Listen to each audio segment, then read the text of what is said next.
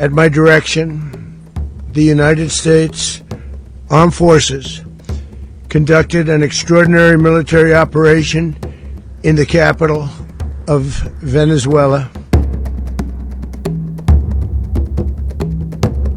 Venezuela पर शनिवार तड़के हुए अमेरिका के बड़े सैन्य हमले में नागरिकों और सैनिकों समेत कम से कम 40 लोगों की मौत की खबर है। न्यूयॉर्क टाइम्स ने वेनेजुएला के एक सीनियर अधिकारी के हवाले से यह जानकारी दी है।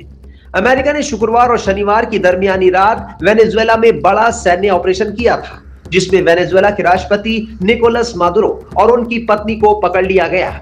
अमेरिकी राष्ट्रपति डोनाल्ड ट्रंप ने पुष्टि की कि मादुरो को पकड़ लिया गया और उन्हें अमेरिका ले जाया गया है, जहां उन पर मुकदमा चलाया जाएगा। ऑपरेशन के बारे में जानकारी देते हुए ट्रंप ने बताया कि मादुरो अमेरिकी हिरासत में है और कहा कि वॉशिंगटन कुछ वक्त के लिए वेनेजुएला का कंट्रोल अपने हाथ में लेगा। ट्रंप ने पत्रकारों से कहा कि जब तक हम एक सुरक्षित, सही और समझदारी वाला ट्रांजिशन नहीं कर लेते, तब तक हम देश चलाएंगे। उन्होंने आगे कहा कि हम ये रिस्क नहीं ले सकते कि कोई और वेनेजुएला पर कब्जा कर ले, जिसके मन में वेनेजुएला के लोगों का हित ना हो। इसके साथ ही ट्रंप ने ट्रूथ सोशल पर निकोलस मादुरो की एक तस्वीर शेयर की है। साथ ही फ्लोरिडा में एक प्रेस कॉन्फ्रेंस भी की। ट्रंप ने अमेरिकी सेना के खास ऑपरेशन की सफलता पर क्या कहा, सुनिए। And early today, at my direction, the United States Armed Forces conducted an extraordinary military operation in the capital of Venezuela.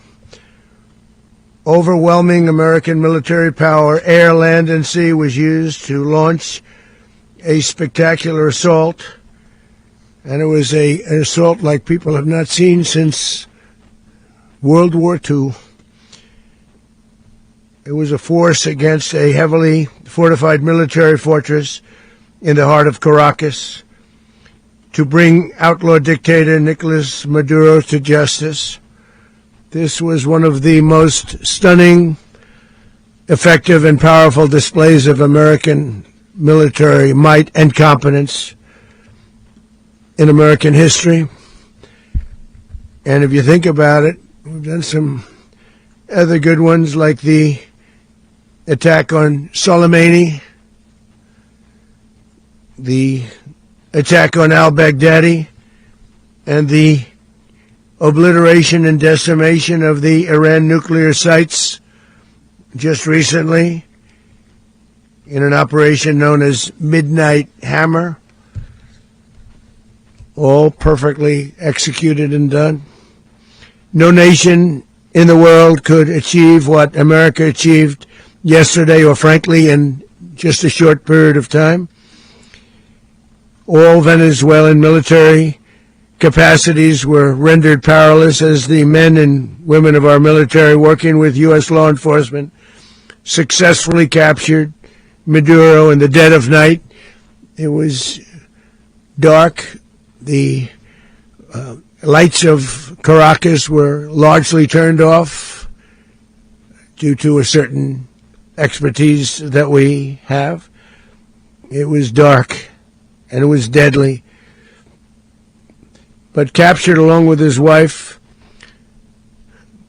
Celia Flores, both of whom now face American justice. Trump ने कहा कि तैयार स्थिति में होने के बावजूद Venezuela की सेना पूरी तरह से घबरा गई और बहुत जल्दी नाकाम हो गई। ट्रंप ने दावा किया कि अमेरिका ने समुद्र के रास्ते आने वाले 97% ड्रग्स के मामलों को खत्म कर दिया है और आरोप लगाया कि ड्रग्स ले जाने वाली हर नाव औसतन 25,000 लोगों को मारती है। उन्होंने ये भी आरोप लगाया कि ज्यादातर ड्रग्स वेनेजुएला से आता है, हालांकि हम इन आंकड़ों की पुष्टि नहीं करते। अमेरिकी राष्ट्रपति डोनाल्ड ट्रंप लगातार वेनेजुएला के राष्ट्रपति निकोलस मादुरो पर आरोप लगाते रहे हैं कि वो अमेरिका में मादक पदार्थों की तस्करी और अपराध फैलाने में शामिल हैं। इस बीच मादुरो और उनकी पत्नी सीलिया फ्लोरेस को न्यूयॉर्क लाया गया है। शनिवार शाम को दोनों को लेकर एक विमान न्यूयॉर्क में Stewart air national guard base पर पहुंचा। मादुरो पर अगले हफ्ते मैनहट्टन की फेडरल कोर्ट में ड्रग्स और हथियारों के मामले में आरोप लगने की उम्मीद है।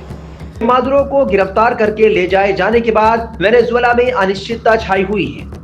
वेनेजुएला में सुपरमार्केट और पेट्रोल पंप के बाहर लंबी कतार लग गई है। क्योंकि लोग संकट के लिए सामान जमा करने लगे हैं। काराकास के कुछ हिस्सों में रैलियां भी हुई हैं, जिसमें कुछ लोग अमेरिकी झंडे जलाते दिखे और वो अमेरिका की कार्रवाई का विरोध कर रहे थे।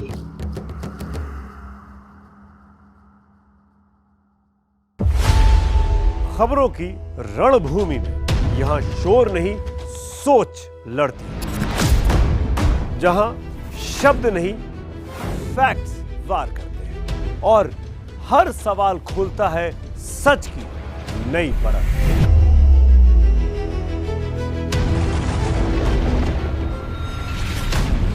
चक्रव्यूह आपके अपने सुमित अवस्थी के साथ सोमवार से शुक्रवार शाम 6:57 पर टाइम्स नाउ नव भारत पर।